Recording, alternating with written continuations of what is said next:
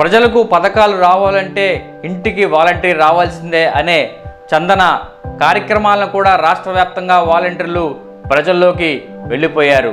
ప్రతి 50 ఏళ్లకు ఒక వాలంటీర్ను గత వైసీపీ ప్రభుత్వం ఏర్పాటు చేసింది. ఈ క్రమంలో వాలంటీర్ వ్యవస్థ ప్రజల్లోకి పూర్తిగా వెళ్ళిపోయారు.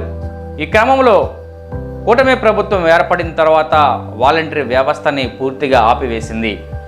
వాలంటీర్లు రాష్ట్ర వ్యాప్తంగా ఉన్న వాలంటీర్లు సుమారుగా 2,50,000 మంది వాలంటీర్లు రోడ్డుపైకి వచ్చి నిరసన కార్యక్రమాలను చేపట్టారు. విపత్తుకర సమయంలో మా సేవలు వినియోగించుకున్నారు. కోవిడ్ సమయంలో ప్రతి ఇంటికి వెళ్ళి వారి వివరాలు సేకరించింది మేమే. మా సేవలను గుర్తించి రాష్ట్ర ప్రభుత్వాలు గతంలో కూడా మాకు అవార్డ్స్ కూడా ఇచ్చిందని చెప్పారు. ఈ క్రమంలోనే కూటమి ప్రభుత్వం వచ్చిన తర్వాత గౌరవ వేతనం 10,000 రూపాయలు ఇస్తానని మాట ఇచ్చి మాట తప్పిందని వాలంటీర్లు ఉద్యమాలు బాటపట్టారు.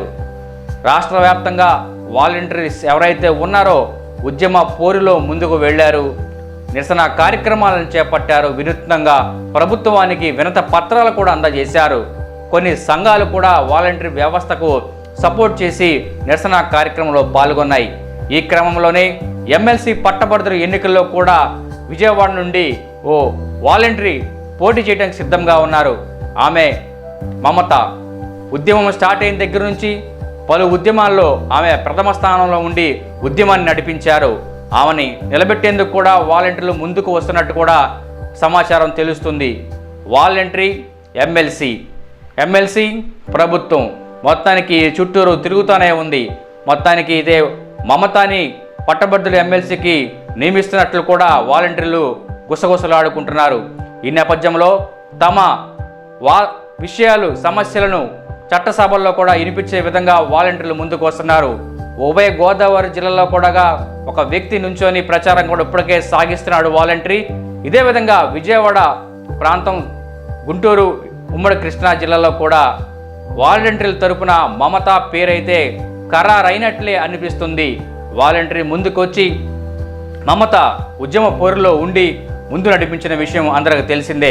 ఈ నేపథ్యంలో మమత పేరు వినిపిస్తున్న క్రమంలో గోవిందరాజుల పేరు కూడా వినిపించింది. ఈ క్రమంలో మమత పేరైతే కోరుమని వినిపిస్తుంది. మమత పేరు వాలంటీర్లు ఖచ్చితంగా చెప్తున్నారు. మమత నిలబెట్టండి, మేము గెలిపిస్తాం, రాష్ట్రంలో ఉన్న వాలంటీర్లంతా సపోర్ట్ చేస్తాం అని కూడా చెబుతున్నారు. ఈ క్రమంలో రేపు జరగబోయే పట్టభద్రుల ఎన్నికల్లో ఎమ్మెల్సీ అభ్యర్థిగా మమత నిలబెట్టేందుకు కూడా సిద్ధంగా ఉన్నారు.